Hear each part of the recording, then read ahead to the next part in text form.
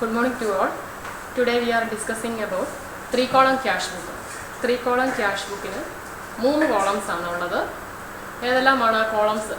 ആദ്യം നമ്മൾ single column cash ബുക്കിനെ കുറിച്ച് പഠിച്ചായിരുന്നു. അപ്പോൾ സിംഗിൾ കോളം ക്യാഷ് ബുക്കിനകത്ത് ക്യാഷിൻ്റെ മാത്രമേ എമൗണ്ട് കോളം ഉണ്ടായിരുന്നുള്ളൂ. പിന്നീട് നമ്മൾ പഠിച്ചത് ഡബിൾ കോളം ക്യാഷ് ബുക്കിനെ കുറിച്ച് പഠിച്ചു. ഡബിൾ കോളം ക്യാഷ് ബുക്കിനകത്ത് ക്യാഷും ഡിസ്കൗണ്ടിൻ്റെയും എമൗണ്ട് കോളംസ് വരാം, വേണമെങ്കിൽ ക്യാഷും ബാങ്കിൻ്റേതും വരാം. സാധാരണ നോർമലി ക്യാഷ് ഡിസ്കൗണ്ട് ആണ് ക്യാഷ് ബുക്കിന് വരാറുള്ളത്. ഇൻ കേസ് ചില ക്വസ്റ്റ്യനുകളിലൊക്കെ ബാങ്കും വന്ന് കണ്ടിട്ടുണ്ട്. അങ്ങനെയാണെന്നുണ്ടെങ്കിൽ ഡബിൾ കോളം ചോദിക്കുമ്പോൾ ബാങ്കിൻ്റെ ക്വസ്റ്റ്യൻസ് കൂടുതലായിട്ടുണ്ട് എന്നുണ്ടെങ്കിൽ തീർച്ചയായിട്ടും നിങ്ങൾ ബാങ്കിൻ്റെ എമൗണ്ട് കോളം വരയ്ക്കുക. ഇനി നമുക്ക് കാണാനുള്ളത് 3 കോളം ക്യാഷ് ബുക്കാണ്. യൂണിവേഴ്സിറ്റി എക്സാമിന് 15 മാർക്സിൻ്റെ ക്വസ്റ്റ്യനാണ് ഈ 3 കോളം ക്യാഷ് ബുക്ക് വരാറുള്ളത്. അതിന് 3 കോളംസ് ആണ്, എമൗണ്ട് കോളംസ് ആണുള്ളത്. Discount, cash, bank, 3 columns amount columns ആണുള്ളത്. അത് ഡെബിറ്റ് സൈഡിലുമുണ്ട്, അതുപോലെ തന്നെ ക്രെഡിറ്റ് സൈഡിലുമുണ്ട്. അല്ലെങ്കിൽ റെസീപ്റ്റ് സൈഡിലും പേയ്മെൻറ്റ് സൈഡിലും 3 വീതം ക്യാഷ് ബുക്കിന് എമൗണ്ട് കോളംസ് ആണ് ഉള്ളത്. ഇത്രമാത്രം ഓർത്തിരിക്കുക. ഇനി നമുക്ക് നോക്കാം എന്തെല്ലാമാണ് ഇതിനകത്ത് നമുക്ക് പ്രധാനപ്പെട്ട കാര്യങ്ങൾ പഠിക്കേണ്ട. തിയറിറ്റിക്കൽ പോയിന്റ് ഓഫ് വ്യൂ നമ്മൾ പഠിക്കേണ്ട ചില കാര്യങ്ങളുണ്ട്.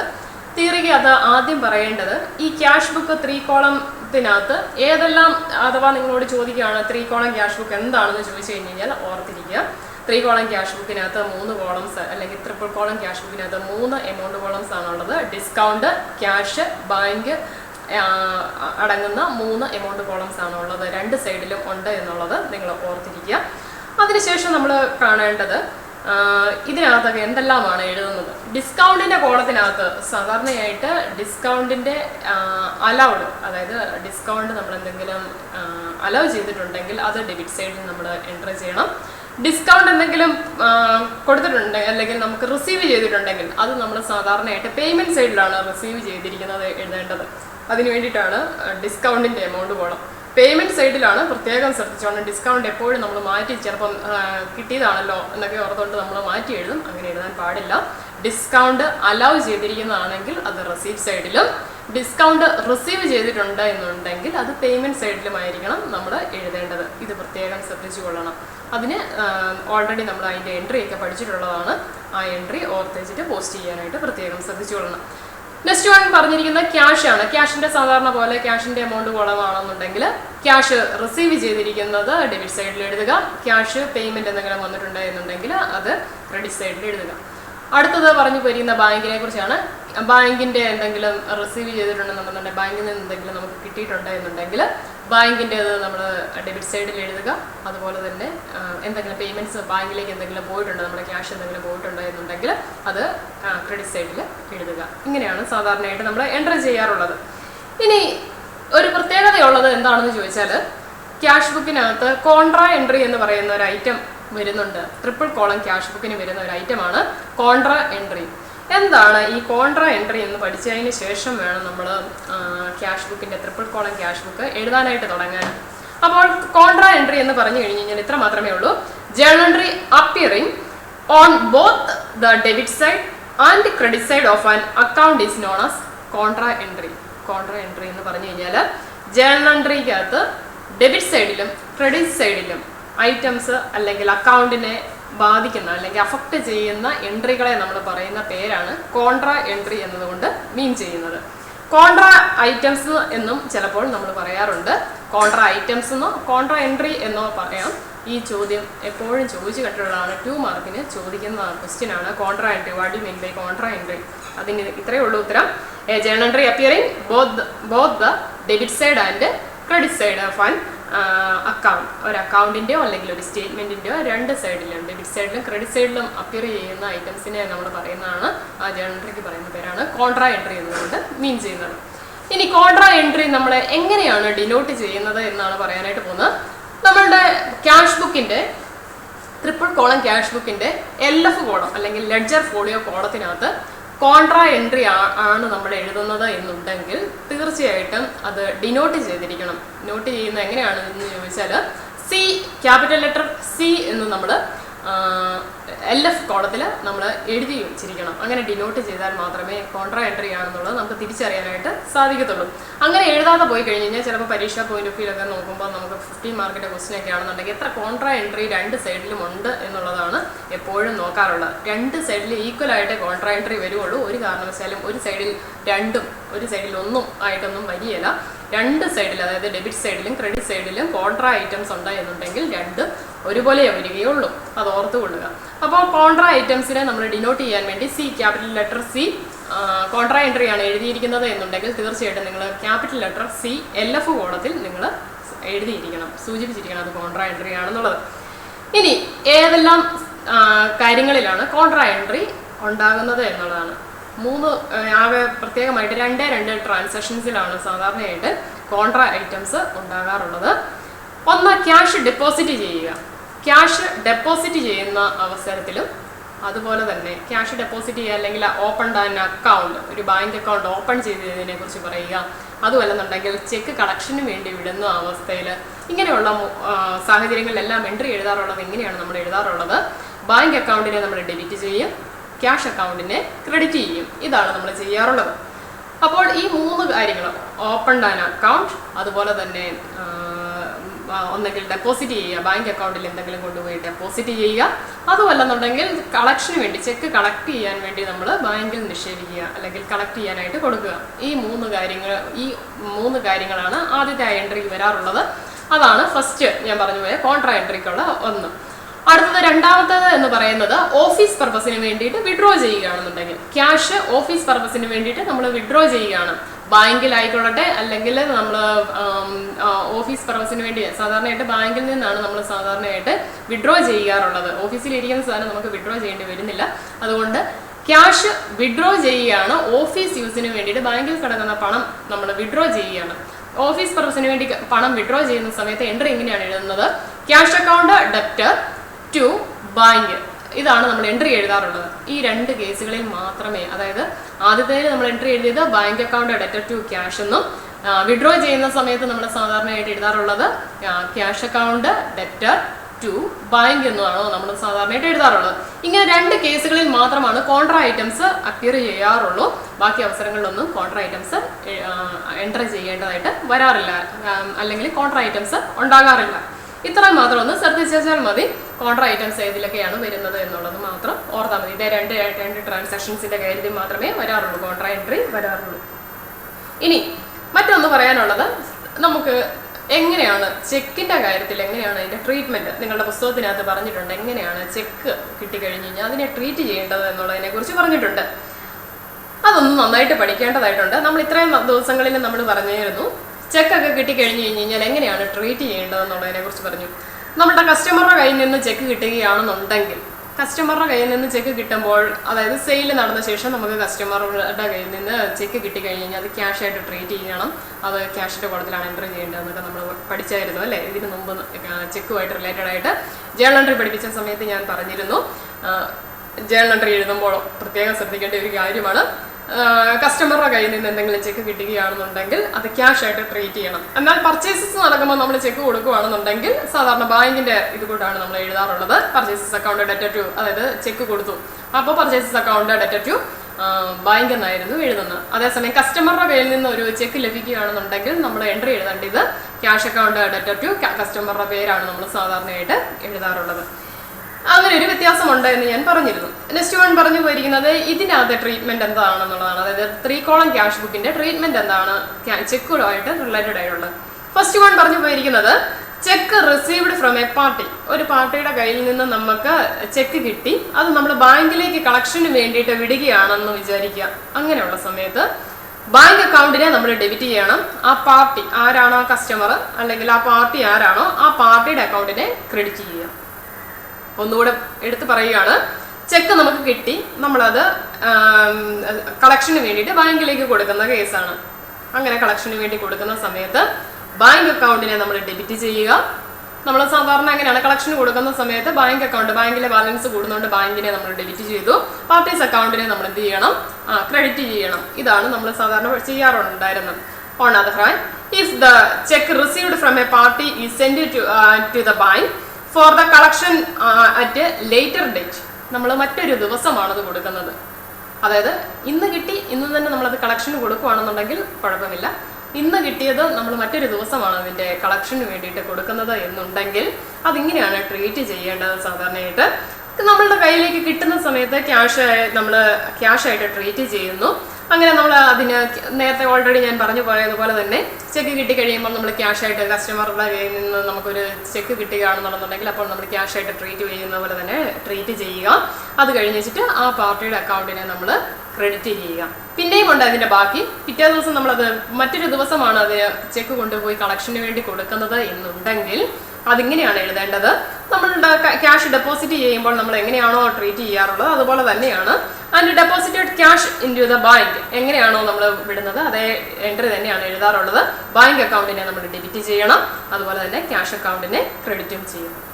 ഒന്നുകൂടെ പറയുകയാണ്, നമുക്ക് ഒരാളുടെ കയ്യിൽ നിന്ന് ചെക്ക് കിട്ടി. ആ ചെക്ക് കിട്ടിയത് മറ്റൊരു ദിവസമാണ് നമ്മൾ ബാങ്കിൽ ഇടാനായിട്ട് പോകുന്നത്, അല്ലെങ്കിൽ ചെക്ക് നമ്മൾ ബാങ്കിൽ പ്രസന്റ് ചെയ്യുന്നത് കളക്ഷന് വേണ്ടിയിട്ട് വിടുന്നത് എന്നുണ്ടെങ്കിൽ സാധാരണ പോലെ ഞാൻ പറഞ്ഞ പോലെ കസ്റ്റമറുടെ കയ്യിൽ നിന്ന് കിട്ടുന്ന ചെക്കിനെ നമ്മൾ എങ്ങനെ ട്രീറ്റ് ചെയ്യണം? കസ്റ്റമറുടെ കയ്യിൽ നിന്ന് ചെക്ക് കിട്ടി കഴിഞ്ഞ് കഴിഞ്ഞാൽ ക്യാഷായിട്ട് ട്രീറ്റ് ചെയ്യുക, അല്ലേ? Cash account debtor two parties account, അതാണ് നമ്മൾ സാധാരണ. അല്ലെങ്കിൽ കസ്റ്റമറുടെ അക്കൗണ്ടിനെ നമ്മൾ ക്രെഡിറ്റ് ചെയ്യണം. നെക്സ്റ്റ് പിറ്റേ ദിവസം നമ്മൾ കളക്ഷന് വേണ്ടി കൊടുക്കുന്ന സമയത്ത് ബാങ്ക് അക്കൗണ്ടിനെ നമ്മൾ എന്ത് ചെയ്യണം? ബാങ്ക് അക്കൗണ്ടിനെ ഡെബിറ്റ് ചെയ്യണം, ക്യാഷ് അക്കൗണ്ടിനെ ക്രെഡിറ്റ് ചെയ്യണം. ഇത്രയുമാണ് ആ പറഞ്ഞതിന് അർത്ഥം. അതേസമയം അന്നേ ദിവസം തന്നെ നമ്മൾ ചെക്ക് കിട്ടി അന്നേ ദിവസം തന്നെ അത് കളക്ഷന് കൊടുക്കുകയാണ് എന്നുണ്ടെങ്കിൽ ഇത്ര മാത്രം ചെയ്താൽ മതി. ബാങ്ക് അക്കൗണ്ടിനെ ഡെബിറ്റ് ചെയ്യുക. അന്നത്തെ ഡേറ്റിൽ തന്നെ കളക്ഷന് കൊടുക്കുന്നതായിട്ട് പറയുകയാണെന്നുണ്ടെങ്കിൽ ബാങ്ക് അക്കൗണ്ടിനെ ഡെബിറ്റ് ചെയ്യുക, പാർട്ടീസ് അക്കൗണ്ടിനെ ക്രെഡിറ്റ് ചെയ്യുക. ഇത്ര മാത്രം ഓർത്തിരിക്കുക. അതാണ് ചെക്കിൻ്റെ ട്രീറ്റ്മെൻറ്റ് എന്നുള്ളത് അറിഞ്ഞിരിക്കുക. ഇനി നമുക്ക് എന്താണ് ട്രിപ്പിൾ കോളം ക്യാഷ് ബുക്കിൻ്റെ ഫോർമാറ്റ് എന്ന് നോക്കാം. ട്രിപ്പിൾ കോളം ക്യാഷ് ബുക്കിൻ്റെ ഫോർമാറ്റ് ആദ്യം പഠിക്കണം. അതിനുശേഷമാണ് നമ്മൾ സിംഗിൾ കോളം ഒക്കെ കണ്ടതുപോലെ തന്നെയാണ് റെസീപ്റ്റ് സൈഡ് ഉണ്ട്, അതുപോലെ തന്നെ പേയ്മെൻറ്റ് സൈഡും ഒക്കെ നമുക്ക് ഉണ്ട്. പിന്നെ നമുക്ക് നോക്കാം. Cash book with cash bank and discount columns എന്നാണ് നമ്മൾ സാധാരണയായിട്ട് പറയാറുള്ളത്. അല്ലെങ്കിൽ ട്രിപ്പിൾ കോളം ക്യാഷ് ബുക്ക് എന്നും പറയാം. അതിന് മറ്റൊരു പേര് പറയുന്നതാണ് ട്രിപ്പിൾ കോളം ക്യാഷ് ബുക്ക്. ഇനി നമുക്ക് നോക്കാം ഇതിന്റെ എന്തെല്ലാമാണ് ഇതിന്റെ ഫോർമാറ്റിനകത്ത് എന്തെല്ലാം കോളംസ് ആണെന്നുള്ളത് നോക്കാം. ആദ്യം സാധാരണ നമ്മൾ സിംഗിൾ കോളത്തിലൊക്കെ കണ്ടതുപോലെ തന്നെ ഡേറ്റ്, റെസീപ്റ്റ്, LF എന്തിനു വേണ്ടിയിട്ടാണെന്ന് അറിയാവോ? ട്രിപ്പിൾ കോളം ക്യാഷ് ബുക്കിന് LF മസ്റ്റായിട്ട് ഉണ്ടായിരിക്കണം. കാരണം കോൺട്രാ എൻട്രി വരുന്നുണ്ട് എന്നുണ്ടെങ്കിൽ ആ കോൺട്രാ എൻട്രി സൂചിപ്പിക്കാൻ വേണ്ടിയിട്ട് C എന്ന് ഡിനോട്ട് ചെയ്യുന്നത് ഈ LFന്റെ കോളത്തിലായിരിക്കും നമ്മൾ എന്ത് ചെയ്യുന്നത്? കോൺട്രാ എൻട്രി ആണെന്നുള്ളത് C ഇവിടെയാണ് നമ്മൾ സൂചിപ്പിക്കുന്നത് എന്നൊന്നോ ഓർത്തിരുന്നോ. നെക്സ്റ്റ് വൺ ഡിസ്കൗണ്ടിന്റെ എമൗണ്ട് കോളം, അടുത്തത് ക്യാഷിന്റെ എമൗണ്ട് കോളം, നെക്സ്റ്റ് വൺ ബാങ്കിന്റെ എമൗണ്ട് കോളം. ഇനി നിങ്ങൾ വരയ്ക്കുമ്പോൾ ബാങ്ക് ആണ് ഇവിടെ ഈ ക്യാഷിന്റെ ഇവിടെ വരയ്ക്കുന്നത് എന്നുണ്ടെങ്കിൽ തീർച്ചയായിട്ടും അപ്പുറത്തെ ക്രെഡിറ്റ് സൈഡിൽ ചെല്ലുമ്പോഴും ബാങ്ക് ആണ് ആദ്യം എഴുതിയെങ്കിൽ ബാങ്ക് ആയിരിക്കണം അവിടെ ആദ്യം എഴുതേണ്ടത്. അത്രമാത്രം ഓർത്തിരുന്നോണം. ഡിസ്കൗണ്ട് ആയിട്ട് അവസാനം എഴുതിയാലും കുഴപ്പമൊന്നുമില്ല. അതായത് ബാങ്ക് കിടക്കുന്നിടത്ത് ഡിസ്കൗണ്ട് എഴുതിയാൽ ക്രെഡിറ്റ് സൈഡിൽ ചെല്ലുമ്പോഴും ഓർത്തുകൊള്ളുക ഡിസ്കൗണ്ട് ആ സൈഡിലേ എഴുതാൻ പാടുള്ളൂ എന്നുള്ളത് മാത്രം ഓർത്തിരിക്കുക. നെക്സ്റ്റ് വൺ പറഞ്ഞു പോയിരിക്കുന്നത് ഇതാണ് സാധാരണഗതിയിലുള്ള ഫോളോ ചെയ്യുന്ന ഓർഡർ: ഡിസ്കൗണ്ട്, ക്യാഷ്, ബാങ്ക്, ഇതിന്റെ എമൗണ്ട് കോളം. ഇനി അടുത്തത് ക്രെഡിറ്റ് സൈഡിലേക്കുള്ളതാണ് ഡേറ്റ്, പേയ്മെന്റ്, LFന്റെ കോളം മസ്റ്റ് ആയിട്ട് ഉണ്ടായിരിക്കണം. ഇനി പ്രത്യേകം പറയേണ്ട ആവശ്യമൊന്നുമില്ല. ഡിസ്കൗണ്ടിന്റെ എമൗണ്ട് കോളം, അതുപോലെ തന്നെ ക്യാഷിന്റെ എമൗണ്ട് കോളം, ബാങ്കിന്റെ എമൗണ്ട് കോളം ക്രെഡിറ്റ് സൈഡിലെ ഐറ്റംസ് ആണ്. ഇത് പേയ്മെന്റ് സൈഡ്, ആദ്യത്തേത് റെസീപ്റ്റ് സൈഡ്. ഇത്രയും ഓർത്തിരിക്കുക. ഇത്രയുമാണ് ട്രിപ്പിൾ കോളം ക്യാഷ് ബുക്കിന്റെ കോളംസ് വരുന്നത്. നെക്സ്റ്റ് വൺ പറഞ്ഞു പോയിരിക്കുന്നത് ട്രിപ്പിൾ കോളവുമായിട്ട് റിലേറ്റഡ് ആയിട്ടുള്ള കോൺട്രാ എൻട്രി സൂചിപ്പിക്കാൻ വേണ്ടി LFന്റെ കാര്യമൊക്കെ ഓൾറെഡി പറഞ്ഞു പോയതാണ്. ചെക്കിന്റെ ട്രീറ്റ്മെന്റും പറഞ്ഞു. ഇനി പറയാനായിട്ടുള്ളത് നമുക്ക് ഒരു പ്രാക്ടിക്കൽ പ്രോബ്ലം ചെയ്തുകൊണ്ട് അങ്ങ് പറയാം.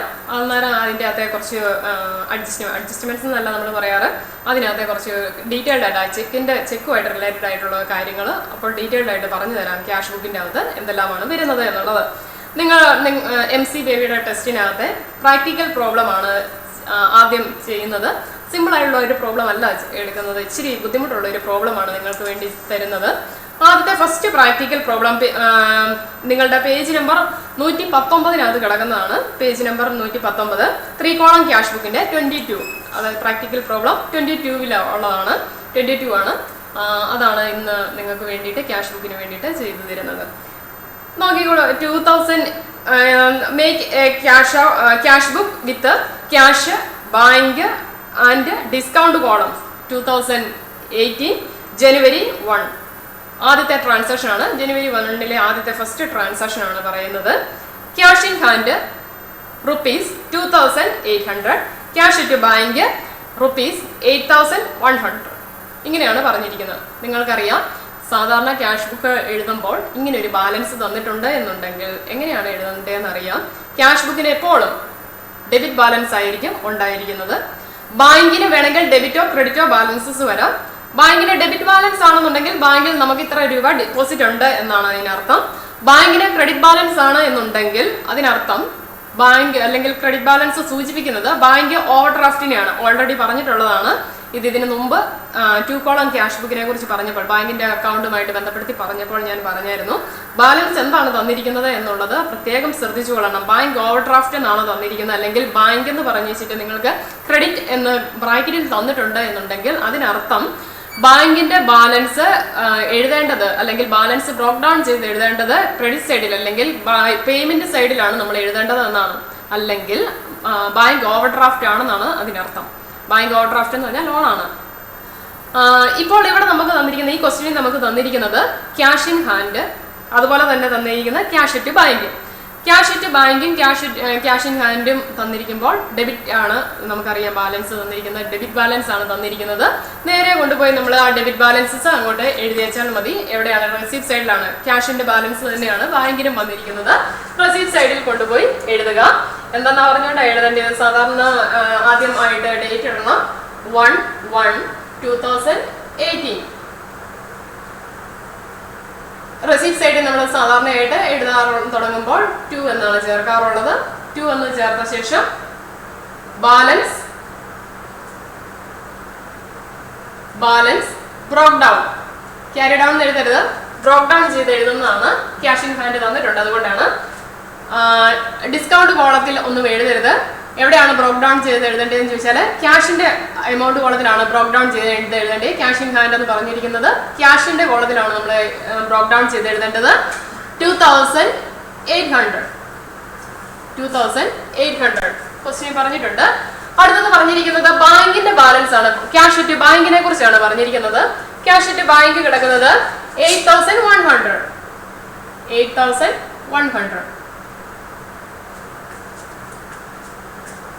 നെക്സ്റ്റ് ക്വസ്റ്റ്യൻ അത് നമ്മളോട് പറഞ്ഞിരിക്കുന്നത് ഡേറ്റ് 3.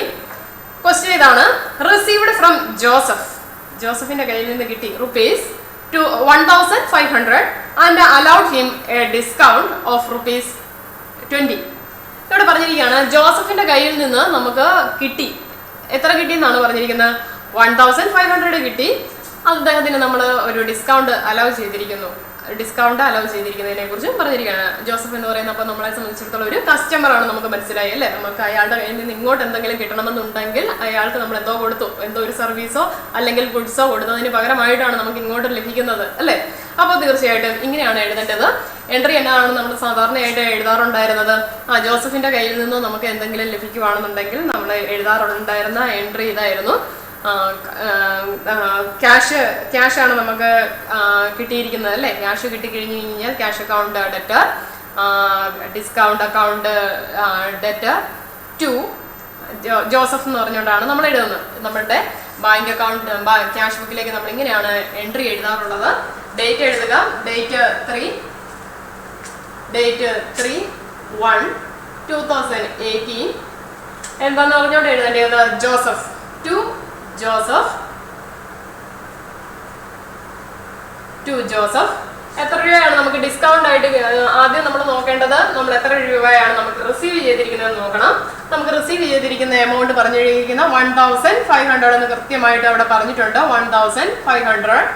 ഡിസ്കൗണ്ട് നമ്മൾ അലൗ ചെയ്തിരിക്കുന്നതിനെ കുറിച്ച് പറഞ്ഞിട്ടുണ്ട്. ഡിസ്കൗണ്ട് 20 ആണ് നമ്മൾ ജോസഫിന് അലൗ ചെയ്തിരിക്കുന്നത്. അപ്പൊ ₹20 നമ്മൾ ഡിസ്കൗണ്ടിന്റെ കോളത്തിൽ എഴുതുക. ക്യാഷിന്റെ കോളത്തിലാണ് എന്തെഴുതേണ്ടത്? ക്യാഷ് എന്നുള്ളത് എഴുതുക. ഡിസ്കൗണ്ട് എന്നുള്ളത് ഡിസ്കൗണ്ട് കോളത്തിൽ കാണിക്കുക. നെക്സ്റ്റ് വൺ എന്തുകൊണ്ടാണ് അങ്ങനെ എഴുതിയിരിക്കുന്നത് എന്ന് നിങ്ങൾക്കറിയാം. ക്യാഷ് ബുക്കിൽ ആണ് നമ്മൾ എഴുതിക്കൊണ്ടിരിക്കുന്നത്. അതുകൊണ്ട് ക്യാഷുമായിട്ട് റിലേറ്റഡ് ആയിട്ടുള്ളതാണ് ക്യാഷിന്റെ കോളത്തിൽ എമൗണ്ട് കോളത്തിൽ നമ്മൾ എഴുതിയിരിക്കുന്നത്. എൻട്രി നമുക്കറിയാമെന്നുണ്ടെങ്കിൽ പെട്ടെന്ന് നമുക്ക് പോസ്റ്റ് ചെയ്യാനായിട്ട് സാധിക്കും. എൻട്രി അറിയത്തില്ല എന്നുണ്ടെങ്കിൽ വളരെ ബുദ്ധിമുട്ടായിരിക്കും നമുക്ക് എഴുതാനായിട്ട്.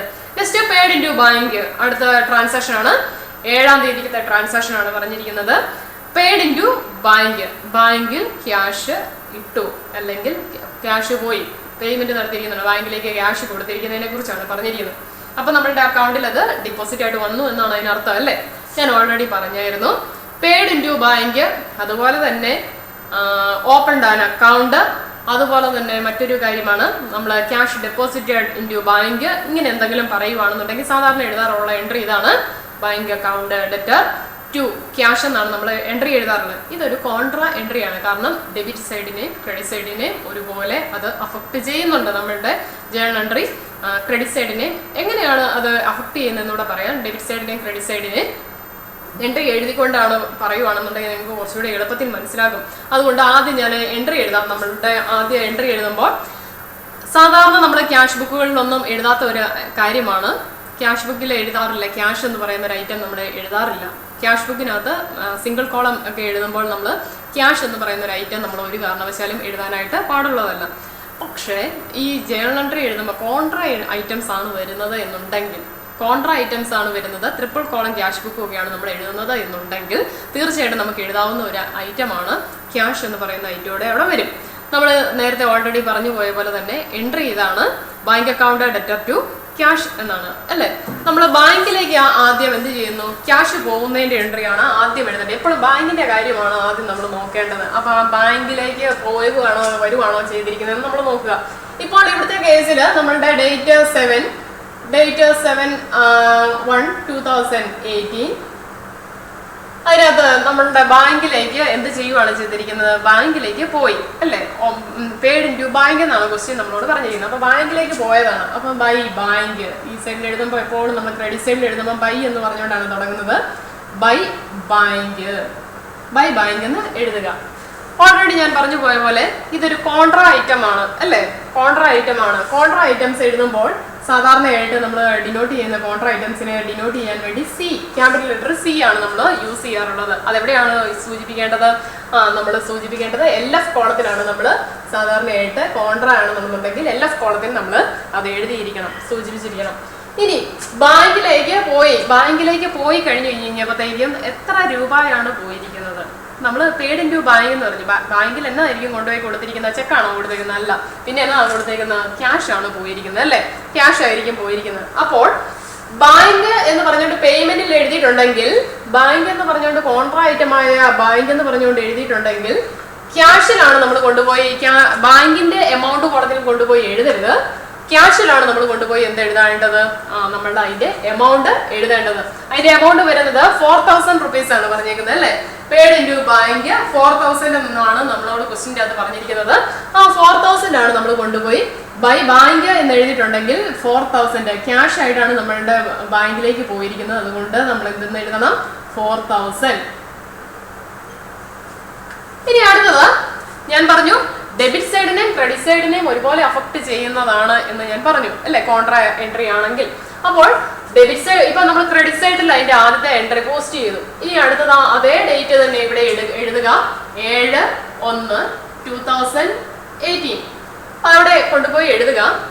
ക്യാഷ് ബുക്കിൽ ഒരിക്കലും നമ്മൾ എഴുതാറില്ലാത്ത ഒരു ഐറ്റം ആയിരുന്നു ക്യാഷ് എന്ന് പറയുന്നത് അല്ലേ? പക്ഷേ ട്രിപ്പിൾ കോളത്തിനകത്ത് നമുക്ക് അത് എഴുതണം. ക്യാഷ് എന്ന് പറഞ്ഞുകൊണ്ട് ടു ക്യാഷ് എന്ന് പറഞ്ഞ് എഴുതുക. എന്തുകൊണ്ടാണ് ഇവിടെ ക്യാഷ് എന്ന് എഴുതാൻ കാരണം എന്നുള്ളത് പറഞ്ഞു തരാം. ക്യാഷ് എന്ന് പറഞ്ഞുകൊണ്ട് എഴുതുക എന്ന് വെച്ചിട്ട് ബാങ്കിന്റെ അവിടെ നമ്മൾ കൊണ്ടുപോയി എഴുതുക 4000. ബാങ്കിന്റെ അവിടെ കൊണ്ടുപോയി 4000 എന്ന് എഴുതുക. എന്തുകൊണ്ടാണ് ഇങ്ങനെ എഴുതിയെന്ന് ചോദിച്ചു കഴിഞ്ഞാൽ, ബാങ്കിൽ നമ്മൾ എന്ത് ചെയ്തു? ബാങ്കിൽ ക്യാഷ് കൊണ്ടുപോയി കൊടുത്തു അല്ലെ? ബാങ്കിൽ കൊണ്ടുപോയി ക്യാഷ് ആണ് നമ്മളുടേത് പോയിരിക്കുന്നത്. അത് നമ്മൾ സൂചിപ്പിച്ചു. ഇനി അടുത്തത് ഇവിടെ നമ്മൾ എന്തുകൊണ്ട് അവിടെ ക്യാഷ് എന്ന് എഴുതി എന്ന് പറയാൻ കാരണം, എന്തുകൊണ്ടാണ് എഴുതിയെന്ന് ചോദിച്ചാൽ, നമ്മളുടെ ബാങ്കിൽ, അതായത് നമ്മളുടെ ബിസിനസ്സിന് ക്യാഷ് ആയിട്ട് 4000 രൂപ ബാങ്കിൽ ഡെപ്പോസിറ്റ് ഉണ്ട്. ബാങ്കിൽ കൊണ്ടുപോയിട്ടല്ലോ, അപ്പൊ ബാങ്കിൽ കിടപ്പുണ്ട്. 4000 രൂപ ബാങ്കിൽ കിടപ്പുണ്ട്. അത് നമ്മളെ സംബന്ധിച്ചിടത്തോളം ഒരു അസറ്റാണ്. അത് കിടപ്പുണ്ട് എന്നുള്ളത് സൂചിപ്പിക്കാൻ വേണ്ടിയിട്ടാണ് നമ്മൾ ബാങ്കിന്റെ എമൗണ്ട് കോളത്തിൽ ക്യാഷ് എന്ന് പറഞ്ഞുകൊണ്ട്, ക്യാഷ് ആണ് കിടക്കുന്നത്, ബാങ്കിൽ കിടക്കുന്നത് അല്ലേ, അല്ല നമ്മൾ ലോക്കറി കൊണ്ടുപോയി സാധനം ഒന്നും വെച്ചേക്കുന്നതല്ല. പിന്നെ എന്താണ്, ബാങ്ക് ക്യാഷ് ആണ് കിടക്കുന്നത്. അതുകൊണ്ട് നമ്മൾ എന്ത് ചെയ്തിരിക്കുന്നു, ബാങ്ക് എന്ന് പറഞ്ഞുകൊണ്ട് ബാങ്കിൽ 4000 രൂപ ക്യാഷ് കിടപ്പുണ്ട് എന്നുള്ളത് സൂചിപ്പിക്കാൻ വേണ്ടിയിട്ടാണ്. അപ്പം നിങ്ങൾ നോക്കുക, ഡെബിറ്റ് സൈഡിനെ അത് അഫക്റ്റ് ചെയ്തു, ക്രെഡിറ്റ് സൈഡിനെ ആ പർട്ടിക്കുലർ ട്രാൻസാക്ഷൻ അഫക്റ്റ് ചെയ്തു. ഒന്നുകൂടെ പറയാണ്, ബാങ്കും ക്യാഷും വരുന്ന എൻട്രികളിലാണ് സാധാരണയായിട്ട് കോൺട്രാ ഐറ്റംസ് അല്ലെങ്കിൽ കോൺട്രാ എൻട്രി വരാറുള്ളത്. ഓർത്തു കൊള്ളുക, ബാങ്കിലേക്ക് പോയത് ക്യാഷാണ് പോയത്. ആ ക്യാഷ് എന്ന് പറയുന്നത് നമ്മളുടെ ബിസിനസിന്റെ ഒരു അസറ്റായിട്ട് ബാങ്കിൽ കിടപ്പുണ്ട്. അതുകൊണ്ടാണ് നമ്മൾ എന്ത് ചെയ്തിരിക്കുന്നത്, ബാങ്കിന്റെ എമൗണ്ട് കോളത്തിൽ ഇവിടെ ക്യാഷ് എന്ന് പറഞ്ഞുകൊണ്ട് എഴുതി, ബാങ്കിന്റെ എമൗണ്ട് കോളത്തിൽ എഴുതാൻ കാരണം. ഇനി ഏറ്റവും സിമ്പിൾ ആയിട്ട് പഠിക്കാൻ വേണ്ടിയിട്ട് ഒരു കാര്യം ഇവിടെ പറയുകയാണ്. നമ്മളിവിടെ ബാങ്ക് എന്നാണ് എഴുതുന്നത് എന്നുണ്ടെങ്കിൽ ഈ പർട്ടിക്കുലേഴ്സ് കോളത്തിൽ അല്ലെങ്കിൽ ഈ പേയ്മെന്റിന്റെ സൈഡിൽ നമ്മൾ ബാങ്ക് എന്ന് എഴുതിയാൽ ഒരു കാരണവശാലും ബാങ്കിന്റെ എമൗണ്ട് കോളത്തിൽ കൊണ്ടുപോയി എന്ത് എഴുതാൻ പാടില്ല, എമൗണ്ട് എഴുതാനായിട്ട് പാടില്ല.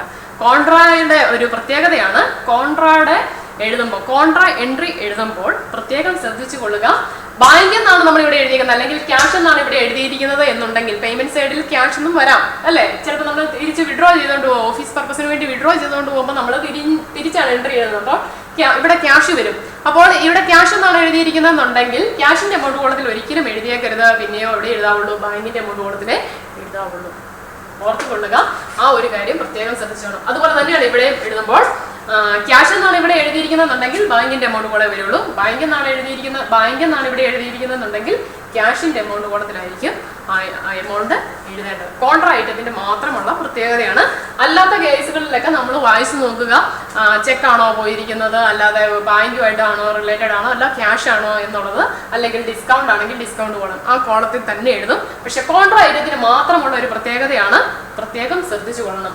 ഇവിടെ ഒരു കാര്യം എഴുതാനുണ്ട്. നമുക്ക് എന്താണെന്ന് എഴുതേണ്ടത്, സി എന്ന് ഡിനോട്ട് ചെയ്യണം. എന്തിനു വേണ്ടിയിട്ടാണ് സി എന്ന് നമ്മൾ ഡിനോട്ട് ചെയ്യാൻ കാരണം എന്താണ്, നേരത്തെ നമ്മൾ എഴുതിയായിരുന്നല്ല, ഇവിടെ ഒരു സി എഴുതിയായിരുന്നു, സി കോൺട്രാ ആണെന്നുള്ളത് സൂചിപ്പിച്ചായിരുന്നു. അപ്പൊ തീർച്ചയായിട്ടും നമ്മൾ എന്ത് ചെയ്തിരിക്കണം, അതേ ഡേറ്റ് ഇട്ട് അതേ കാര്യം എഴുതുമ്പോൾ ഇവിടെയും സി എന്ന് നമ്മൾ എഴുതിയിരിക്കണം. കോൺട്രാ ഐറ്റം ആകുമ്പോൾ തീർച്ചയായിട്ടും എന്തുണ്ടായിരിക്കും, അവിടെ രണ്ടിടത്തും സി, ഡെബിറ്റ് സൈഡിനെ ക്രെഡിറ്റ് സൈഡിനെ അത് അഫക്ട് ചെയ്തിട്ടുണ്ട്.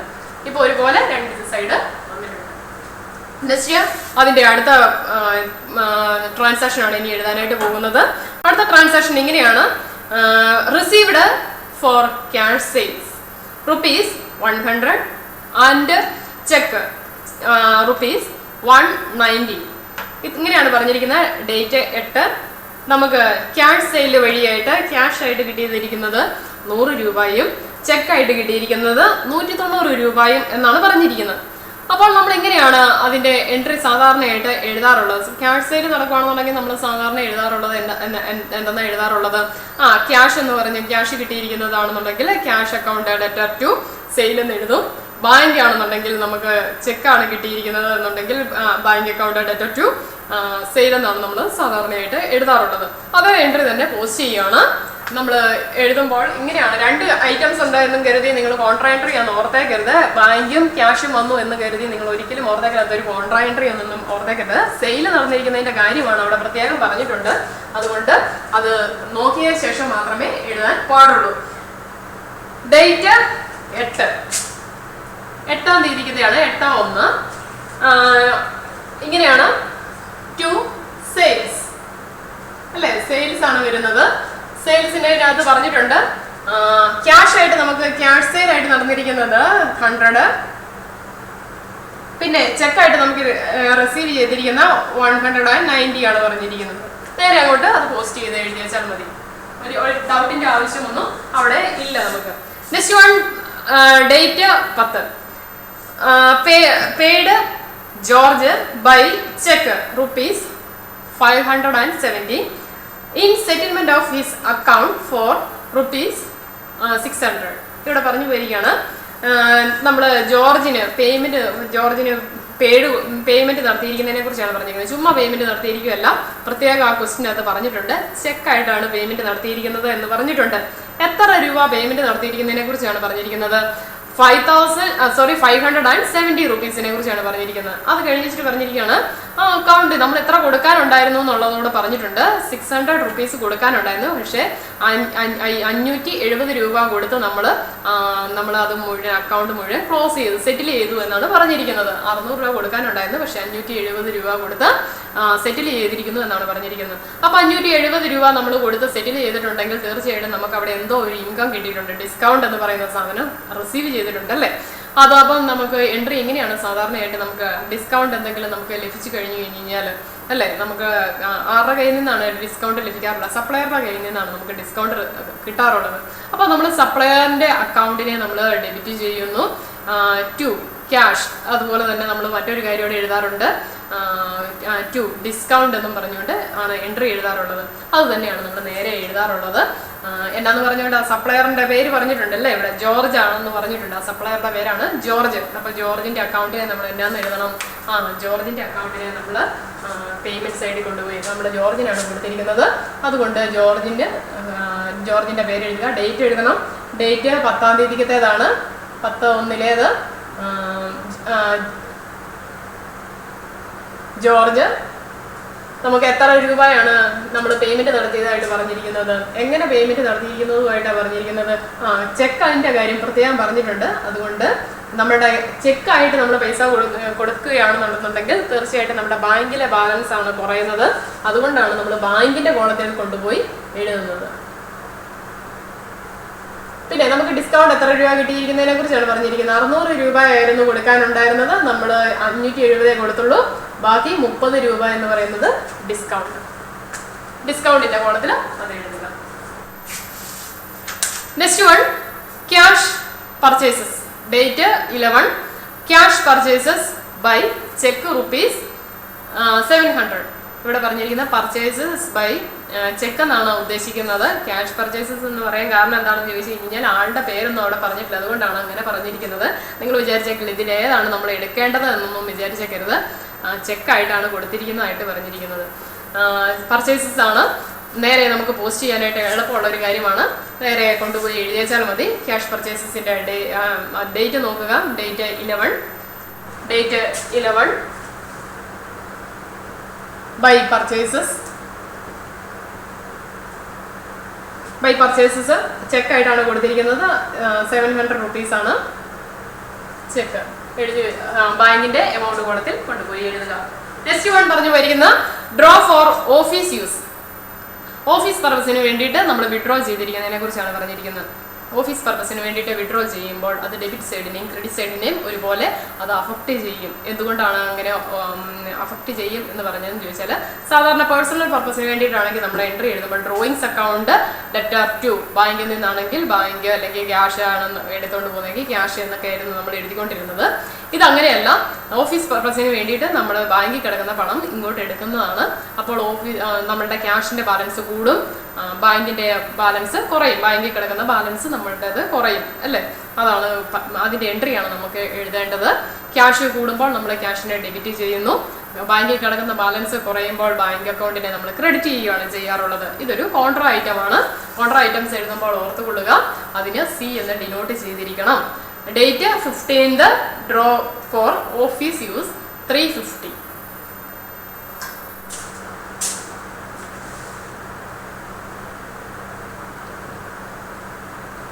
എൻട്രി ഇതാണ്. Cash account debtor to bank എന്നാണ്. നമ്മൾ പേയ്മെന്റ് സൈഡിൽ എന്താണെന്നോ അപ്പോൾ എഴുതേണ്ടത് ബൈ ക്യാഷ്.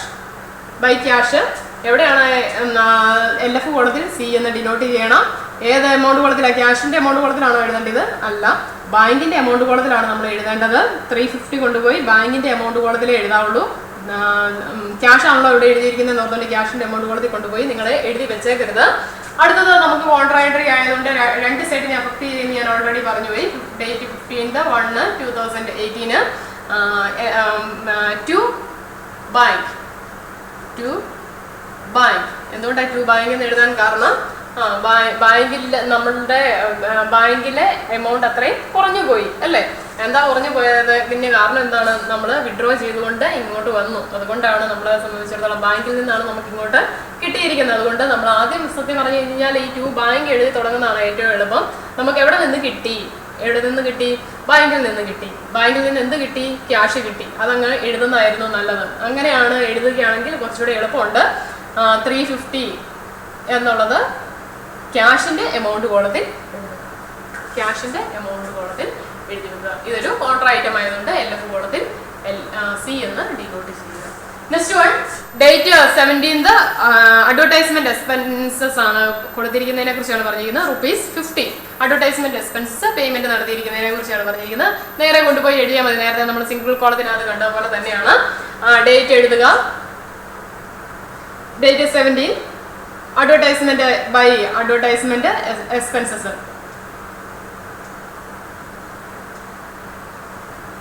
മൊത്തം എഴുതുന്നില്ല, ഈ XP-നെ എഴുതിയിട്ടുള്ളൂ. നിങ്ങൾ എഴുതുമ്പോൾ അഡ്വർടൈസ്മെന്റ് എക്സ്പെൻസസ് തന്നെ എഴുതണം. എത്ര എമൗണ്ട് പറഞ്ഞിരിക്കുന്നത്? ₹50 കുറിച്ചാണ് പറഞ്ഞിരിക്കുന്നത്. ക്യാഷിന്റെ കോളത്തിൽ കൊണ്ടുപോയി ₹50 എന്നുള്ളത് എഴുതുക. നെക്സ്റ്റ് വൺ പറഞ്ഞു പോയിരിക്കുന്നത് Sam paid direct into bank account. Sam എന്ന് പറയുന്ന കസ്റ്റമർ നേരിട്ട് ബാങ്കിലേക്ക് കൊടുത്തിരിക്കുന്നതിനെ കുറിച്ചാണ് പറഞ്ഞു വരിക്കുന്നത്. ഡയറക്റ്റ് പേയ്മെന്റ് ഏതെങ്കിലും ഒരു കസ്റ്റമർ ഡയറക്റ്റ് ആയിട്ട് ബാങ്ക് അക്കൗണ്ടിലേക്ക് കൊടുത്തിട്ടുണ്ട് എന്നുണ്ടെങ്കിൽ, അതായത് എമൗണ്ട് എന്തെങ്കിലും കൊടുത്തിട്ടുണ്ട് എന്നുണ്ടെങ്കിൽ എൻട്രി ഇങ്ങനെയാണ് എഴുതേണ്ടത്. അത് പ്രത്യേകം ശ്രദ്ധിച്ചു കൊള്ളണം. ഏതെങ്കിലും ഒരു കസ്റ്റമർ ഡയറക്റ്റ് ആയിട്ട് നമ്മളുടെ ബാങ്ക് അക്കൗണ്ടിലേക്ക് കൊടുത്തേക്കുവാണ്. അങ്ങനെ കൊടുക്കുന്ന സമയത്ത് ബാങ്ക് അക്കൗണ്ടിനെ എപ്പോഴും നമ്മൾ ഡെബിറ്റ് ചെയ്തു കൊള്ളണം. ബാങ്ക് അക്കൗണ്ടിനെ ഡെബിറ്റ് ചെയ്ത് കൊള്ളുക. കാരണം എന്താണെന്ന് ചോദിച്ചു കഴിഞ്ഞാൽ ബാങ്ക് അക്കൗണ്ടിനെ ഡെബിറ്റ് ചെയ്യാനുണ്ടായ സാഹചര്യം എന്താണെന്ന് ചോദിച്ചു കഴിഞ്ഞാൽ ബാങ്ക് അക്കൗണ്ട് ഡയറക്ട്ലി നമ്മളുടെ കസ്റ്റമർ പേയ്മെന്റ് നടത്തിയിരിക്കുന്നത് കൊണ്ടാണ് നമ്മൾ അങ്ങനെ ചെയ്യുന്നത്. കസ്റ്റമറുടെ അക്കൗണ്ടിനെ അല്ലെങ്കിൽ നമ്മളുടെ കസ്റ്റമേഴ്സിന്റെ അക്കൗണ്ട് കാണാം അവിടെ അല്ലേ? എന്ന് വെച്ചാൽ ആ കസ്റ്റമർ ആരാണെങ്കിലും, ഇപ്പം ഇവിടെ നമ്മുടെ പുസ്തകത്തിനകത്ത് പറഞ്ഞിരിക്കുന്നത് സാം എന്ന് പറയുന്ന ആളാണ് കസ്റ്റമറായിട്ട് നിൽക്കുന്നത്. ആ കസ്റ്റമറുടെ അക്കൗണ്ടിനെ നമ്മൾ എന്ത് ചെയ്യേണ്ടതായിട്ടുണ്ട്? ഡയറക്റ്റ് ആയിട്ട് നമുക്ക് പറയാനായിട്ട് സാധിക്കും ഡെബിറ്റ് ചെയ്ത് നമ്മൾ വിട്ടിരിക്കുന്നു എന്നുള്ളത് പറഞ്ഞുകൊണ്ടാൽ മതി. ബാങ്ക് അക്കൗണ്ട് ബാങ്കിലെ നമുക്ക് സാം എന്ന് പറഞ്ഞുകൊണ്ട് നമ്മൾ എഴുതുക ടു സാം എന്നാണ് നമ്മൾ കൊടുക്കാറുള്ള എൻട്രി അല്ലേ? Bank account debtor to Sam എന്നാണ് നമ്മൾ പറയാറുള്ളത്. ഇതൊരു കോൺട്രാ എൻട്രി ഒന്നുമല്ല. അതുകൊണ്ട് നേരെ ഇങ്ങനെ എഴുതുക. ബാങ്ക് അക്കൗണ്ട് ബാങ്കിന്റെ ഡെബിറ്റ് ചെയ്തിരിക്കുകയാണെന്ന് ഞാൻ ഓൾറെഡി പറഞ്ഞു. അതുകൊണ്ട് ബാങ്കിന്റെ ഡെബിറ്റ് സൈഡിൽ കൊണ്ടുപോയി വേണം അതിന്റെ എമൗണ്ട് എഴുതാനായിട്ട്. കാരണം ബാങ്കിലെ എമൗണ്ട് ആണ് കൂടിയിരിക്കുന്നത്. എൻട്രി എന്താണ് സാധാരണയായിട്ട് വരാറുള്ളത്? Sam paid direct into the bank account എന്ന് പറഞ്ഞു കഴിഞ്ഞാൽ നമ്മുടെ ബാങ്ക് അക്കൗണ്ടിന്റെ ബാലൻസ് കൂടിയിരിക്കുന്നു എന്നാണ് അതിന്റെ അർത്ഥം കേട്ടോ. ബാങ്ക് അക്കൗണ്ട് ഇൻക്രീസ് ചെയ്തിരിക്കുന്നു എന്നാണ് അതിനർത്ഥം. അപ്പം നമ്മളുടെ ബാങ്ക് അക്കൗണ്ട് ഇൻക്രീസ് ചെയ്യുമ്പോൾ നമ്മൾ സാധാരണ എഴുതാറുള്ളത് എന്നാണ്? ബാങ്ക് അക്കൗണ്ടിനെ നമ്മൾ ഡെബിറ്റ് ചെയ്യുകയാണ് ചെയ്യാറുള്ളത്. അതുപോലെ തന്നെ സാമിന്റെ അത്രയും നമ്മളുടെ അക്കൗണ്ടിൽ നിന്ന് എന്ത് ചെയ്യണം? കുറയുകയും ചെയ്യണം അല്ലേ? സാമിനെ നമ്മൾ ക്രെഡിറ്റും ചെയ്യുകയാണ് ചെയ്യാറുള്ളത്. അതുകൊണ്ട് നേരെ നമ്മൾ ഇങ്ങനെ തന്നെയാണ് എൻട്രി എഴുതാറുള്ളത്. ടു സാം എന്ന് പറഞ്ഞുകൊണ്ട് എഴുതുക. Date 20, to Sam. എന്തുകൊണ്ട് എങ്ങനെ ടു സാം എന്ന് എഴുതാൻ കാരണം സാമാണ് നമുക്ക് എന്ത് തന്നേക്കുന്നത് അല്ലേ? അതുകൊണ്ട് പിന്നെ പറഞ്ഞിട്ടുണ്ട് സാം തന്നിരിക്കുന്നത് ഡയറക്റ്റ് ആയിട്ട് നമ്മുടെ ബാങ്ക് അക്കൗണ്ടിൽ എന്ത് ചെയ്തു? ക്രെഡിറ്റ് ചെയ്തു എന്നാണ് പറഞ്ഞത്. നിങ്ങൾ കരുതി കൊണ്ടേ ക്രെഡിറ്റ് സൈഡിൽ എഴുതിയേക്കാന്ന് വിചാരിച്ചേക്കരുത്. ക്രെഡിറ്റ് ചെയ്തു എന്ന് പറഞ്ഞു കഴിഞ്ഞാൽ നമ്മളുടെ ബാങ്ക് അക്കൗണ്ടിൽ അത്രയും ബാലൻസ് കൂടെ കൂടി എന്നാണ് അതിനർത്ഥം. അതുകൊണ്ട് സാമിന്റെ എമൗണ്ട് നമ്മൾ 620 രൂപ എന്ത് ചെയ്യണം? ബാങ്ക് അക്കൗണ്ടിൽ ബാങ്കിന്റെ എമൗണ്ട് കോളത്തിൽ കൊണ്ടുപോയി എഴുതി വെക്കുക. ബാങ്കിന്റെ എമൗണ്ട് കോളത്തിൽ 620 എന്നുള്ളത് എഴുതി വെക്കുക. പറഞ്ഞാൽ മനസ്സിലായി കാണും എന്ന് ഞാൻ കരുതുന്നു. നെക്സ്റ്റ് വൺ, എന്തെങ്കിലും ഡൗട്ട് ഉണ്ടെങ്കിൽ നിങ്ങൾക്ക് ക്ലാസ് കണ്ടുകൊണ്ടിരിക്കുന്നതിനിടയ്ക്ക് ഡൗട്ട് ഉണ്ടെങ്കിൽ ചോദിക്കാവുന്നതാണ്. Withdraw cash for personal use ₹170. നമ്മൾ പേഴ്സണൽ പർപ്പസിന് വേണ്ടിയിട്ട് നമ്മൾ വിഡ്രോ ചെയ്തുകൊണ്ട് പോകുന്നതിനെ കുറിച്ചാണ് പറഞ്ഞിരിക്കുന്നത്. സാധാരണ എൻട്രി എഴുതാറുള്ളത് drawings account debtor to cash ആണ് കൊണ്ടുപോയിരിക്കുന്നത്. ബാങ്കിൽ കിടന്നായിരുന്നെങ്കിൽ ബാങ്കിൽ നിന്ന് നമ്മൾ എഴുതുമായിരുന്നു. ഇത് ക്യാഷ് ആണ് കൊണ്ടുപോയിരിക്കുന്നത്. അതുകൊണ്ട് ക്യാഷ് എന്ന് നമ്മൾ എഴുതാറുള്ളത്. 22-ാം തീയതി എത്ര രൂപയാണ് കൊണ്ടുപോയിരിക്കുന്നത്? 170 രൂപയാണ് കൊണ്ടുപോയിരിക്കുന്നത്. പേയ്മെന്റ് സൈഡിലാണ് വരുന്നത്. Date 22 by drawings, by drawings. Cash ആണ് വിഡ്രോ ചെയ്തുകൊണ്ട് പോയിരിക്കുന്നത്. അതുകൊണ്ട് ക്യാഷിന്റെ എമൗണ്ട് കോളത്തിൽ 170, 170 രൂപ. Next one transaction paid rent by cheque. Cheque payment നടത്തിയിരിക്കുന്നത് റെന്റ് പേയ്മെന്റ് നടത്തിയിരിക്കുന്നത് ചെക്കായിട്ടാണെന്നാണ് പറഞ്ഞു പോയിരിക്കുന്നത്. അത് ഡേറ്റ് 26 ആണ്.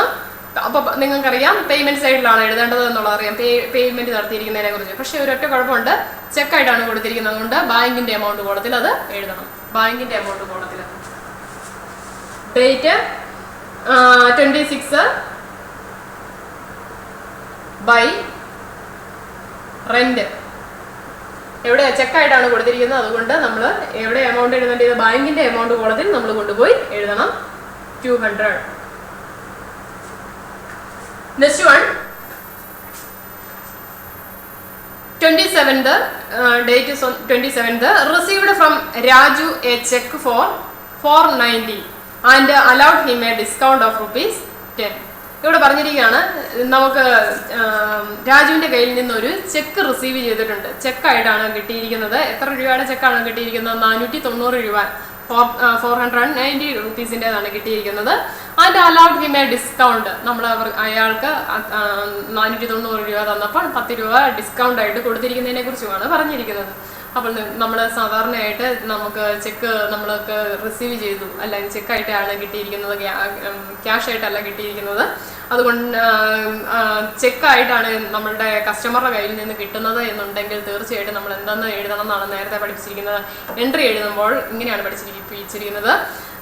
കസ്റ്റമറുടെ കയ്യിൽ നിന്ന് നമുക്ക് ഏതെങ്കിലും കാരണവശാൽ ഒരു ചെക്ക് ലഭിച്ചു കഴിഞ്ഞു കഴിഞ്ഞാൽ ട്രീറ്റ് ചെയ്യേണ്ടത് ക്യാഷ് ആയിട്ട് ട്രീറ്റ് ചെയ്തു കൊള്ളണം. ബാങ്കായിട്ട് പോയി ട്രീറ്റ് ചെയ്യാനായിട്ട് പോകരുത്. കാരണം രാജു എന്ന് പറയുന്ന ആള് നമുക്ക് കസ്റ്റമർ ആണ്. കാരണം റിസീവ് ചെയ്തിരിക്കുന്നതിനെ കുറിച്ച് പറഞ്ഞിട്ടുണ്ട്. ഐഡന്റിഫൈ ചെയ്യുന്നത് എങ്ങനെയാണ്? രാജുവിന്റെ കയ്യിൽ നിന്ന് കിട്ടിയിരിക്കുന്നു എന്ന് പ്രത്യേകം ട്രാൻസാക്ഷനകത്ത് പറഞ്ഞിട്ടുണ്ട്. രാജുവിന്റെ കയ്യിൽ നിന്ന് കിട്ടണം എന്നുണ്ടെങ്കിൽ രാജുവിന് നമ്മൾ എന്തോ കൊടുത്തപ്പോഴാണ്. ഒന്നെങ്കിൽ ഒരു ഗുഡ്സ് ആയിരിക്കാം, അല്ലെങ്കിൽ നമ്മൾ സർവീസ് ആയിരിക്കാം. ഇതിലേതെങ്കിലും ഒന്ന് കൊടുത്തപ്പോഴാണ് നമുക്ക് അദ്ദേഹം ഒരു ചെക്ക് ഇങ്ങോട്ട് നൽകുന്നത്. അദ്ദേഹത്തിന്റെ കയ്യിൽ നിന്ന് നമുക്ക് രാജുവിന്റെ കയ്യിൽ നിന്ന് ചെക്ക് ഇങ്ങോട്ട് കിട്ടുമ്പോൾ രാജു എന്ന് പറയുന്ന കസ്റ്റമർ നമ്മൾക്ക് ചെക്ക് തന്നു കഴിഞ്ഞു കഴിഞ്ഞാൽ തീർച്ചയായിട്ടും അതിനെ ക്യാഷ് ആയിട്ട് ട്രീറ്റ് ചെയ്യാവുള്ളൂ. അതുകൊണ്ട് ക്യാഷിന്റെ എമൗണ്ട് കോളത്തിലേ എഴുതാവുള്ളൂ. അത് പ്രത്യേകം ഓർത്തുകൊള്ളണം. രാജു എന്ന് പറയുന്നത് ഒരു റിസീവ്ഡ് ഫ്രം ഇന്നയാള് എന്ന് പറഞ്ഞിട്ടുണ്ടെങ്കിൽ തീർച്ചയായിട്ടും ഓർത്തോണം. ഇന്നയാളുടെ കയ്യിൽ നിന്ന് നമുക്ക് ചെക്കാണ് കിട്ടിയിരിക്കുന്നത് എന്ന് പറഞ്ഞിട്ടുണ്ടെങ്കിൽ തീർച്ചയായിട്ടും ഓർത്തോണം അയാളൊരു കസ്റ്റമറാണ്. കസ്റ്റമറുടെ കയ്യിൽ നിന്ന് ചെക്ക് കിട്ടിയിട്ടുണ്ടെങ്കിൽ ക്യാഷിന്റെ എമൗണ്ട് കോളത്തിൽ എഴുതാവുള്ളൂ. ഒരു കാരണവശാലും കൊണ്ടുപോയി ബാങ്കിന്റെ കോളത്തിൽ കൊണ്ടുപോയി എഴുതരുത്. എഴുതി കഴിഞ്ഞ് കഴിഞ്ഞാൽ തെറ്റിപ്പോകും. അത് ഓർത്തുകൊള്ളണം. ഡിസ്കൗണ്ട് എത്രയാണ് കിട്ടിയിരിക്കുന്നത്? 10 രൂപയാണ് കിട്ടിയിരിക്കുന്നത്. രാജു എന്ന് പറഞ്ഞുകൊണ്ട് നമ്മൾ എൻട്രി എഴുതുക. എങ്ങനെയാണ് അത് സാധാരണയായിട്ട് എഴുതാറുള്ളത്? നമ്മൾ എൻട്രി എങ്ങനെയാണ് എഴുതാറുള്ളത്? കസ്റ്റമറുടെ കയ്യിൽ നിന്ന് ചെക്ക് റിസീവ് ചെയ്താൽ നമ്മൾ സാധാരണയായിട്ട് ക്യാഷ് ആയിട്ടാണ് ട്രീറ്റ് ചെയ്യാറുള്ളത്. Cash account debtor. ഡിസ്കൗണ്ട് നമ്മൾ അലൗ ചെയ്തതാണ്. ഡിസ്കൗണ്ട് എന്ന് പറയുന്ന ഒരു എക്സ്പെൻസ് ആണ്. അതുകൊണ്ട് ഡിസ്കൗണ്ടിനെ ഡെബിറ്റ് ചെയ്തു.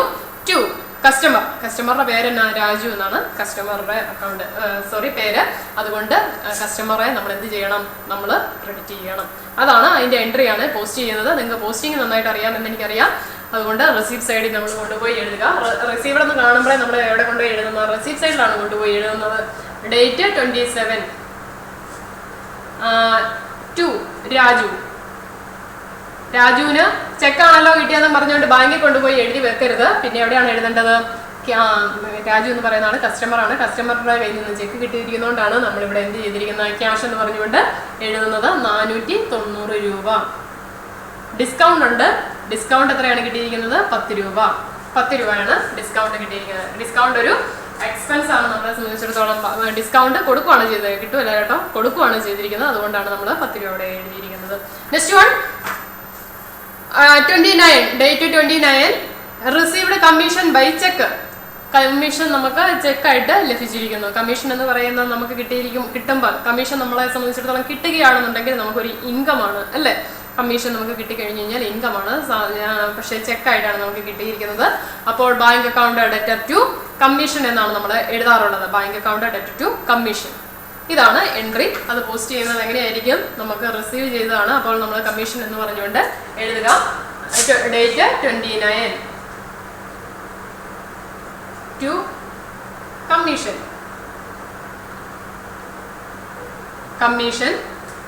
ചെക്കാണ് നമുക്ക് കിട്ടിയിരിക്കുന്നത്. അതുകൊണ്ട് നമ്മൾ ചെക്ക് എപ്പോൾ കിട്ടിയാലും നമ്മളത് ബാങ്കിന്റെ കോളത്തിലാണ് എഴുതേണ്ടത്.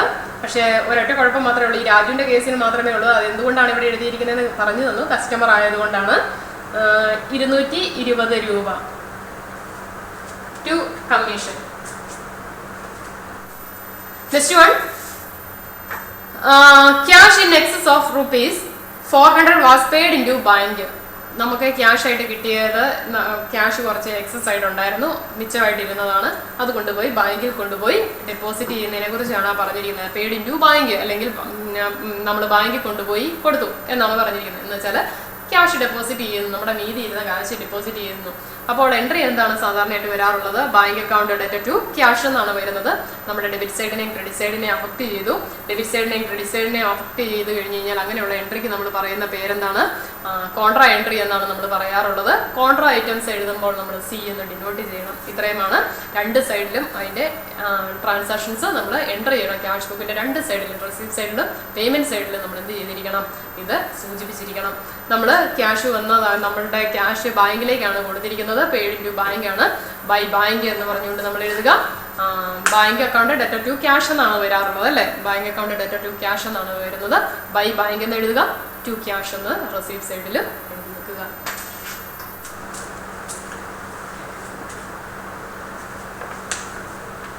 ഡേറ്റ് 31/1 ബൈ ബാങ്ക് ഇവിടെ LFന്റെ കോളത്തിൽ സി എന്ന് ഡിനോട്ട് ചെയ്യണം. ബൈ ബാങ്ക് എന്ന് എഴുതിയിരിക്കുന്നതുകൊണ്ട് എവിടെയാണ് നമ്മൾ എമൗണ്ട് എഴുതേണ്ടത്? 400 രൂപ എന്നുള്ളത് എഴുതേണ്ടത് ക്യാഷിന്റെ എമൗണ്ട് കോളത്തിലാണ് എഴുതേണ്ടത്. അതുപോലെ തന്നെ നമ്മൾ തിരിച്ച് റെസീപ്റ്റ് സൈഡിൽ വരിക. റെസീപ്റ്റ് സൈഡിൽ കൊണ്ടുപോയി 31/1/2018 എന്ന് എഴുതുക. ടു ക്യാഷ് എന്ന് പറഞ്ഞിട്ട് എമൗണ്ട് കോളം ഏതാണ് എഴുതേണ്ടത്? അതിന് സി എന്ന് ഡിനോട്ട് ചെയ്യണം. കാരണം കോൺട്രാ എൻട്രി ആണ്.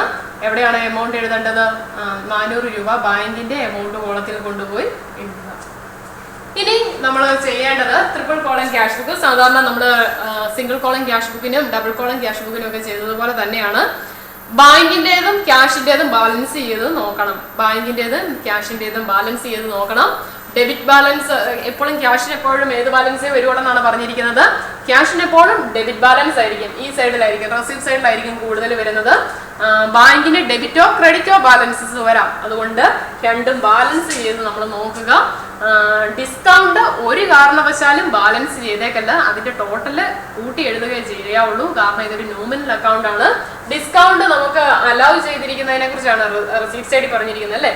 ഡിസ്കൗണ്ട് അലൗ ചെയ്യുക എന്ന് പറഞ്ഞാൽ ഒരു എക്സ്പെൻസ് ആണ്. ഡിസ്കൗണ്ട് റിസീവ് ചെയ്തിരിക്കുന്നതിനെ കുറിച്ചാണ് പേയ്മെന്റ് സൈഡിൽ പറയുന്നത്. ഡിസ്കൗണ്ട് റിസീവ് ചെയ്തിരിക്കുന്നതിനെ കുറിച്ച് ഒരു കാരണവശാലും എഴുതി വെച്ചേക്കരുത്. തിരിച്ചു മറിച്ചൊന്നും എഴുതി വെച്ചേക്കരുത്. റെസീപ്റ്റ് സൈഡിലല്ലേ, എന്നാൽ ഡിസ്കൗണ്ട് റിസീവ് ചെയ്യുന്ന എഴുതിയേക്കാന്ന് വിചാരിച്ച് എഴുതി വെച്ചേക്കരുത്. അങ്ങനെയല്ല, ഡിസ്കൗണ്ട് നമ്മളുടെ നമുക്ക് കിട്ടിയിരിക്കുന്ന അതൊരു ഇൻകം ആണ്. ആ ഡിസ്കൗണ്ട് ആണ് ഈ സൈഡിൽ എഴുതുന്നത്. ആ ഡിസ്കൗണ്ട് എന്ന് പറയുന്നത് നമുക്ക് ഇൻകം ആണ്. അത് നമ്മളുടെ നോമിനൽ അക്കൗണ്ടിൽ വരുന്നതാണ്. ഒരു കാരണവശാലും നോമിനൽ അക്കൗണ്ട് എന്ത് ചെയ്യേണ്ടതായിട്ടില്ല, ബാലൻസ് ചെയ്യേണ്ടതായിട്ടില്ല. ചില കേസുകളിൽ പർച്ചേസസ് അങ്ങനെയുള്ള ചില കേസുകളിൽ മാത്രം നമ്മൾ നോമിനൽ അക്കൗണ്ടിനെ ഒന്ന് ബാലൻസ് ചെയ്ത് നോക്കണം. അത് നമ്മുടെ പ്രോഫിറ്റ് ആൻഡ് ലോസ് അക്കൗണ്ടിലോട്ടൊക്കെ ട്രാൻസ്ഫർ ചെയ്ത് എഴുതാൻ വേണ്ടിയിട്ടാണ് അങ്ങനെ ബാലൻസ് ചെയ്ത് നോക്കുന്നത്. അത് ചില സന്ദർഭങ്ങളിൽ അതായത് ഡ്രോയിങ്സ് ഒക്കെ ഉണ്ടാകുമ്പോൾ ഗുഡ്സ് വിഡ്രോ ചെയ്യുന്ന സന്ദർഭങ്ങളിലൊക്കെയാണ് നമ്മൾ ഇത് ഇങ്ങനെയൊക്കെ ചെയ്യാറുള്ളത്, ബാലൻസ് ചെയ്ത് നോക്കാറുള്ളത്. അല്ലാത്ത കേസുകളിൽ പർച്ചേസസ് ഒക്കെ എപ്പോഴും നോമിനൽ അക്കൗണ്ടിൽ വരുമ്പോൾ എപ്പോഴും ഒരു സൈഡിലേ വരുള്ളൂ. പർച്ചേസസ്, സെയിൽസ്, എക്സ്പെൻസസ് ഏതുമായിക്കൊള്ളട്ടെ അതെല്ലാം ഒരൊറ്റ സൈഡിലേ വരുള്ളൂ. അതുകൊണ്ട് അത് ബാലൻസ് ഒന്നും ചെയ്യേണ്ട ആവശ്യം ഇല്ല. ഏതെങ്കിലും ഒരു സൈഡിൽ നമ്മളുടെ എക്സ്പെൻസസ് ഒക്കെയാണ് ഡെബിറ്റ് സൈഡിലും, ഇൻകം ഒക്കെ ആണെന്നുണ്ടെങ്കിൽ ക്രെഡിറ്റ് സൈഡിലും ബാലൻസ് വരുള്ളൂ. ടോട്ടലി ചെയ്തങ്ങ് ഇട്ടാച്ചാൽ മതി. ഒരു കാരണവശാലും അത് ബാലൻസ് ചെയ്യാനായിട്ട് പോകണ്ട. പക്ഷേ ഇവിടെ നമുക്ക് ചെയ്യേണ്ടത് ക്യാഷിൻ്റെതും ബാങ്കിൻ്റെതും കോളം നമ്മൾ ബാലൻസ് ചെയ്ത് നോക്കണം. രണ്ടും എങ്ങനെയാണ് ബാലൻസ് ചെയ്യാറുള്ളത്? രണ്ട് സൈഡും ഡെബിറ്റ് സൈഡും ക്രെഡിറ്റ് സൈഡും നമ്മൾ കൂട്ടി നോക്കണം. ക്യാഷിന്റെ എമൗണ്ടിന്റെ ടോട്ടൽ എടുത്ത് നോക്കുക. എവിടെയായിരിക്കും കൂടുതൽ വരാറുള്ള? ഡെബിറ്റ് സൈഡിലേ കൂടുതൽ വരുള്ളൂ കേട്ടോ. ഡെബിറ്റ് സൈഡിലേ കൂടുതൽ വരുള്ളൂ. ഡെബിറ്റ് സൈഡിലേത് എടുക്കുക. ബാങ്കിൻ്റെത് എടുത്ത് നോക്കുക. അത് ഡെബിറ്റിലോ ക്രെഡിറ്റിലോ കൂടുതൽ വരാം. ക്രെഡിറ്റിലാണ് കൂടുതൽ വന്നേക്കുന്നതെങ്കിൽ ബാങ്ക് ഓവർ ഡ്രാഫ്റ്റ് എന്നാണ് അതിനർത്ഥം കേട്ടോ. അപ്പോൾ ഡെബിറ്റിലോ ക്രെഡിറ്റിലോ ഒക്കെ വരാം. നിങ്ങൾ അത് നോക്കുക. ഇത് കൂട്ടി കഴിയുമ്പോൾ ലഭിക്കുന്ന എമൗണ്ട് എന്ന് പറയുന്നത് ഇവിടെ കുറച്ച് സ്പേസ് വിട്ടേക്കുക എന്ന് വെച്ചിട്ട് നമ്മൾ കിട്ടുന്ന എമൗണ്ട് ഇതാണ്. നിങ്ങൾക്കറിയാം ക്യാഷിൻ്റെതൊക്കെ ഡെബിറ്റ് ബാലൻസ് ആണ് സാധാരണയായിട്ട് വരാറുള്ളത്. അതുകൊണ്ട് തന്നെ ഡിസ്കൗണ്ടിൻ്റെ നേരെ കൊണ്ടുപോയി നമുക്ക് ടോട്ടൽ എഴുതി വെക്കാം. ഡിസ്കൗണ്ട് റിസീവ്ഡിൻ്റെ അകത്ത് നമുക്ക് ഡിസ്കൗണ്ട് അലൗഡിൻ്റെ അകത്ത് 30 ആണ് നമുക്ക് വരുന്നത്. ഇത് ടോട്ടൽ ചെയ്ത് കഴിയുമ്പോൾ, അതായത് ക്യാഷിൻ്റെ എമൗണ്ട് കോളം ടോട്ടൽ ചെയ്ത് കഴിയുമ്പോൾ 5240 രൂപയാണ് വരുന്നത്. 5240 രൂപയാണ് വരുന്നത്.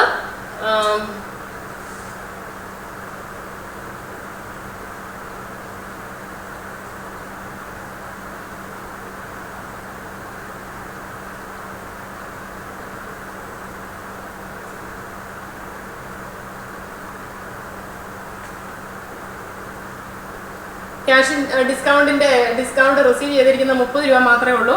അതുകൊണ്ട് 30 ടോട്ടൽ ചെയ്താൽ കിട്ടിയാൽ മതി. ബാലൻസ് ചെയ്യാൻ പോകേണ്ട ആവശ്യമില്ല. ഇവിടുത്തേത് നമ്മൾ ക്യാഷിൻ്റെത് എമൗണ്ട് കൂട്ടി കഴിഞ്ഞ് കഴിയുമ്പോൾ 4620 രൂപയാണ് ലഭിക്കുന്നത്. നിങ്ങളുടെ പുസ്തകത്തിലെ ഉത്തരം തെറ്റാണ്. 4620 രൂപയാണ് ലഭിക്കുന്നത്.